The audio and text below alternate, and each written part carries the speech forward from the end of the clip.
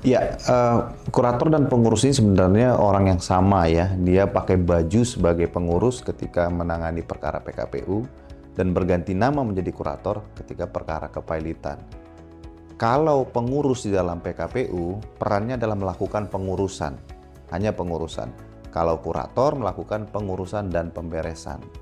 Di dalam PKPU pengurusan dilakukan oleh pengurus seperti menerima pencatatan tagihan, mengumumkan putusan, melakukan verifikasi tagihan, mencatat tagihan-tagihan, dan kemudian mengadministrasikan proposal perdamaian sampai nanti tercapainya sebuah perdamaian atau bisa juga tidak tercapai perdamaian.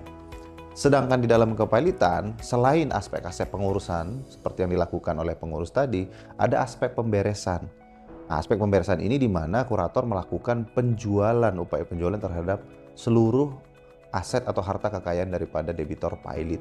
Baik itu benda bergerak maupun tidak bergerak, itu semua akan dilakukan likuidasi oleh kurator melalui penjualan di muka umum atau lelang. Lalu kemudian ada opsi juga untuk melakukan penjualan bawah tangan ketika lelangnya gagal. Lalu nanti kurator akan melakukan pembagian hasil daripada penjualan aset kepada para kreditor. Nah, ketika itu sudah selesai, maka secara umum pekerjaan kurator sudah selesai. Ya, jadi kurator itu ada dua. Satu adalah kurator negara yang kita sebut dengan Balai Harta Peninggalan. Ini sebuah badan di bawah Kementerian Hukum. Lalu yang kedua adalah kurator perorangan atau kurator swasta. Nah, mungkin di sini yang saya bisa menjelaskan bagaimana cara mendapatkan sertifikasi sebagai kurator adalah di sisi kurator swasta. Nah, untuk seseorang bisa menjadi kurator, ya, orang tersebut harus mengikuti pendidikan tertentu. Nah, pendidikan kurator ini hanya bisa diikuti oleh satu, advokat, yang kedua adalah akuntan publik. Nah, advokat dan akuntan publik ini yang memenuhi syarat untuk mendaftar pendidikan. Mengikuti pendidikan selama jangka waktu tertentu, kemudian mengikuti ujian, dan setelah lulus dari ujian baru mendapatkan SK atau sertifikasi dari Kementerian Hukum, tepatnya dari Direktorat Jenderal Administrasi Hukum Umum. Ya, baik. Selesai kuliah dari Fakultas Hukum, saya memang langsung bekerja di law firm ya.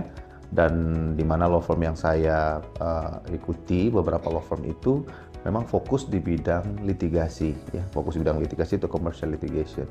Lalu ketika saya mengambil sertifikasi menjadi seorang kurator, motivasinya awalnya untuk menambah pengetahuan saya, untuk mensupport saya dalam menangani pekerjaan sehari-hari sebagai lawyer. Lalu saya ikut pendidikan di akhir tahun 2008 dan kemudian menjadi kurator.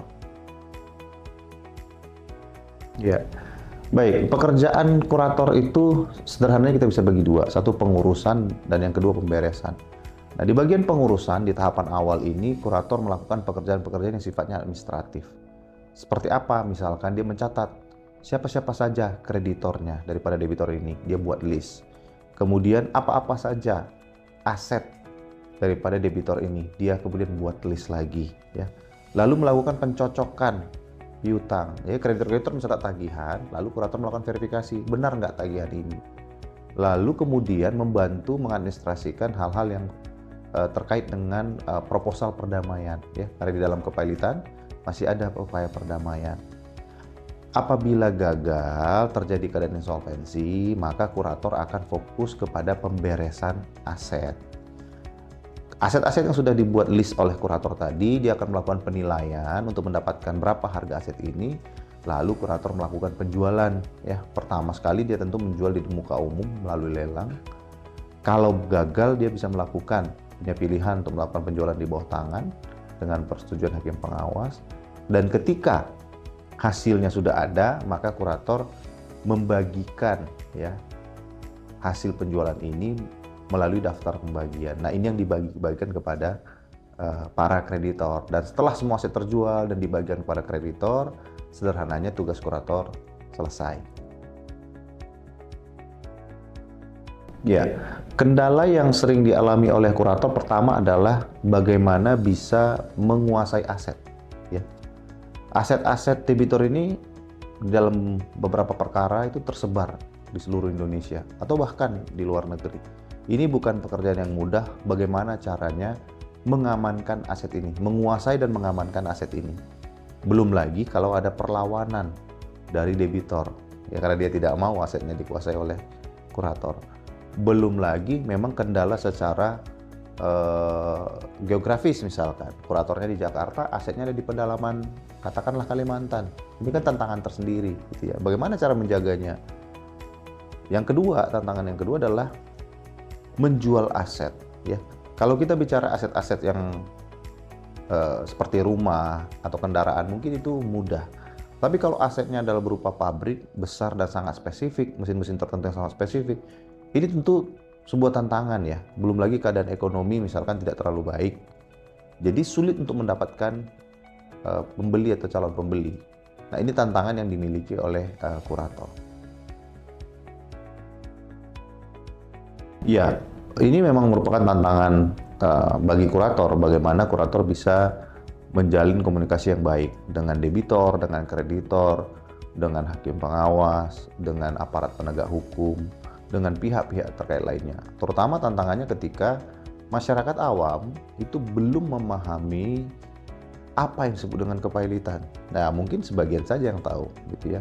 Jadi ini yang harus dijaga oleh kurator, bagaimana cara membawakan diri dengan baik, tetap dengan profesional, gitu ya. Kalau misalkan bertemu dengan aparat penegak hukum, dia harus menjelaskan kurator itu apa, profesi apa, karena belum banyak yang memahami kepailitan itu apa. Jadi jangan sampai terjadi kesalahpahaman.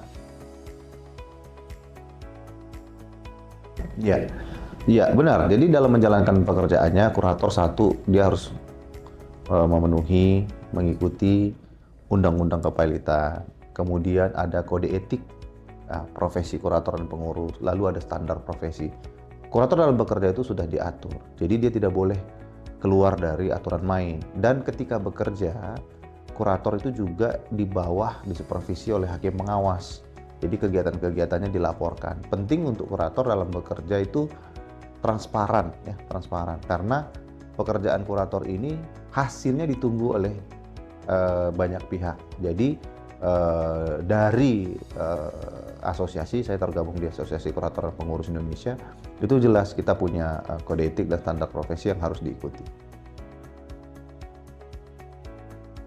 Iya, kalau kita bicara profesi ya di bidang hukum dan kemudian prospeknya, ya menurut saya sih masih baik, masih bagus ya. Artinya kalau dalam profesi hukum, pertama menjadi advokat terlebih dahulu, ya. Setelah menjadi advokat, baru mengikuti pendidikan kurator, gitu ya. Kalau kalau dikaitkan dengan keadaan ekonomi, profesi kurator ini dibutuhkan justru ketika ekonomi tidak baik-baik saja, ya. Profesi kurator ini dibutuhkan ketika dalam saat krisis dan bahkan lahirnya memang pada saat krisis, ya.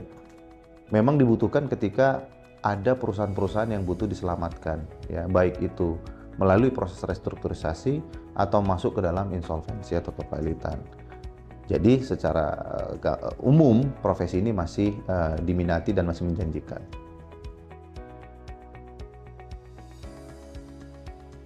Iya, tentu semakin banyak bisnis yang ada di Indonesia, semakin baik iklim investasi di Indonesia, semakin banyak usaha di Indonesia. Dan layaknya orang perorangan yang ada akhirnya, usaha juga demikian. Ya. Tidak semua usaha berhasil dengan bagus gitu, sukses gitu. Ada juga usaha yang gagal. Ya. Ada juga perusahaan yang gagal, lalu butuh masuk ke dalam insolvensi. Ya. Artinya semakin tinggi iklim investasi, semakin bagus, sebenarnya dibutuhkan hukum insolvensi atau hukum kepailitan yang bagus juga.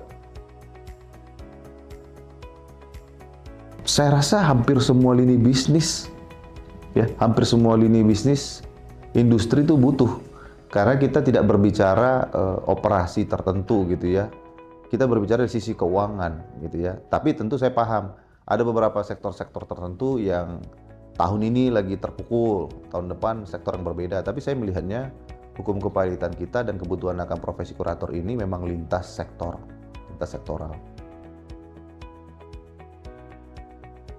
Ya, pertama tentu menjadi advokat dulu ya. Lalu kemudian mendapatkan pengalaman kerja, ya, bekerja dengan yang tentu menjadi advokat itu bekerja dengan baik lah ya. Lalu kemudian mengikuti pendidikan kurator. Semasa mengikuti pendidikan, diharapkan kandidat-kandidat atau calon-calon kurator ini bisa menimba ilmu sebanyak mungkin, sehingga nanti pada saat nanti bekerja di lapangan, kurator-kurator ini sudah siap. Satu dari sisi keilmuannya, yang kedua dari sisi skillnya, ya, diasah kemampuannya dengan belajar apa itu kertas kerja kurator, ya, apa itu misalkan kita mengikuti bimbingan teknis dan seterusnya. Lalu setelah itu pada saat bekerja benar-benar kurator ini harus amanah, diberikan undang-undang kewenangan yang sangat besar, tapi di satu sisi juga harus berhati-hati.